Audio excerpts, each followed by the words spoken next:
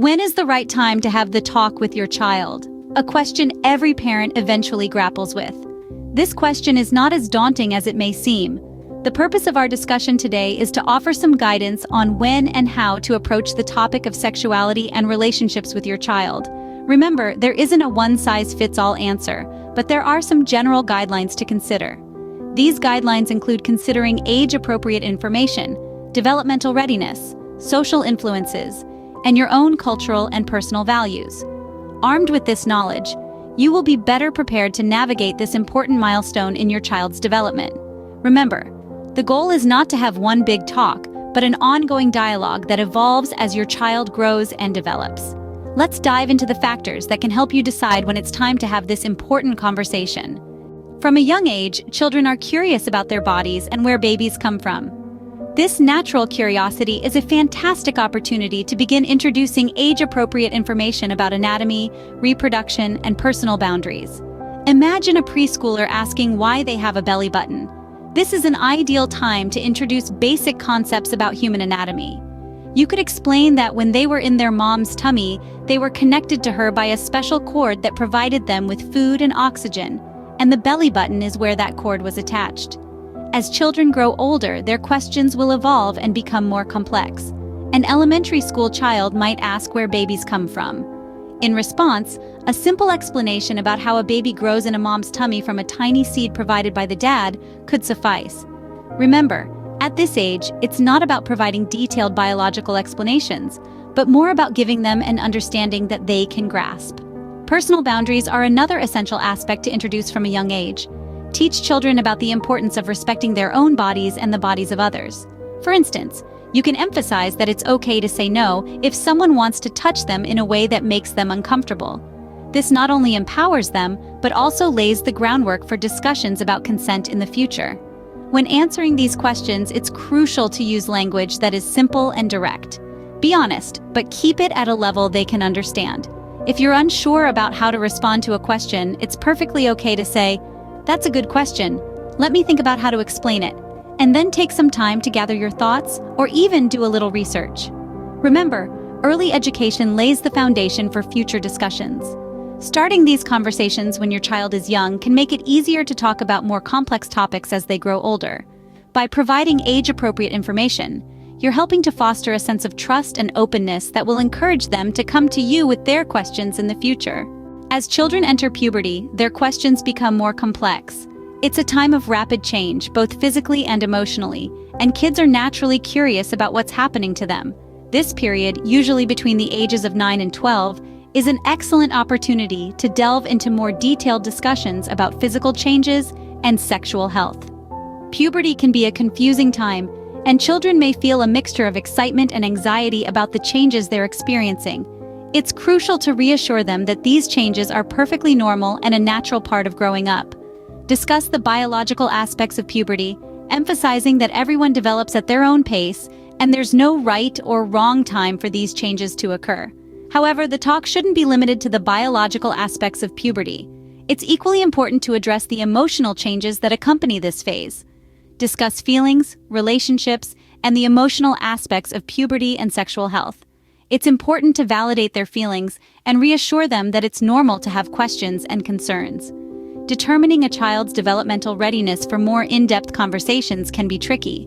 Look for signs of curiosity or questions that indicate they're ready for more information.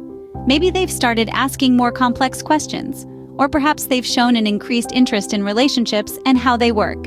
These are good indicators that it's time to expand the conversation. However, it's equally important not to push the conversation if they're not ready.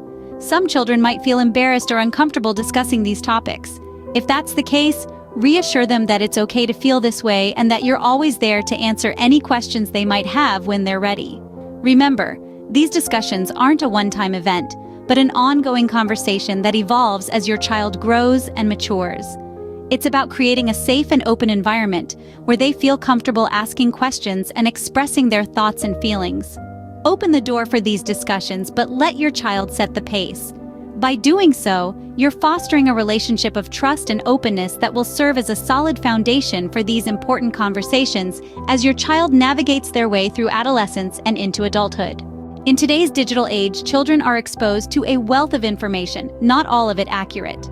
This reality makes it even more crucial to be proactive in discussing sexuality and relationships with your son or daughter.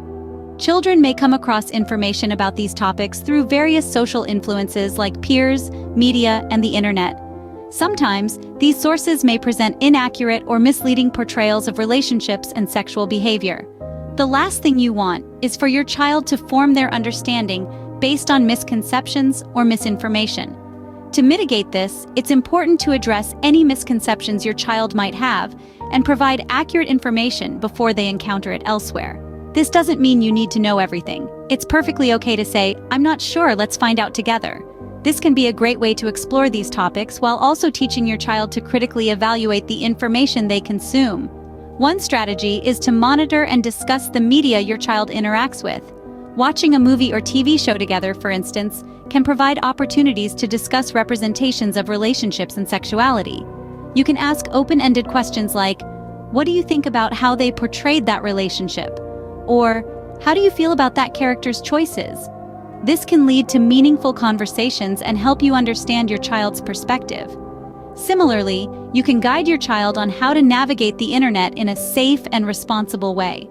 Teach them to question the reliability of sources and to come to you if they encounter something they don't understand or that makes them uncomfortable. Remember, you're not trying to shield your child from the world, but to prepare them for it. Equip them with the tools they need to critically evaluate the information they encounter and make informed decisions. In the end, your involvement is key. You want to be the primary source of information for your child, not the internet. By being proactive and maintaining open communication, you can help your child develop a healthy understanding of sexuality and relationships. Be the primary source of information for your child, not the internet. Our cultural background and personal beliefs play a significant role in how we approach the talk. Just as each child is unique, every family also carries its own unique set of cultural norms, traditions, and values. These values often shape our attitudes towards various aspects of life, including sexuality and relationships. So when it comes to the talk, it's crucial to keep your cultural and personal values in mind while ensuring you provide accurate and comprehensive information.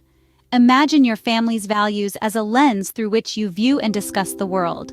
This lens can help guide the conversation, offering a frame of reference that your child can understand and relate to. If your culture places great importance on certain aspects of sexuality or relationships, by all means, incorporate these perspectives into your discussions. However, remember that the primary goal of the talk is to equip your child with the necessary knowledge to make informed decisions. Here's where striking a balance becomes vital. While it's important to respect and acknowledge your cultural and personal beliefs, it's equally important to provide a well-rounded education on sexuality and relationships. This means discussing topics like consent, personal boundaries, and the physical aspects of puberty, even if they might not be common topics in your cultural context. Remember, the talk is not a one-time event, but rather an ongoing dialogue. As your child grows and their understanding evolves, the conversation will naturally progress.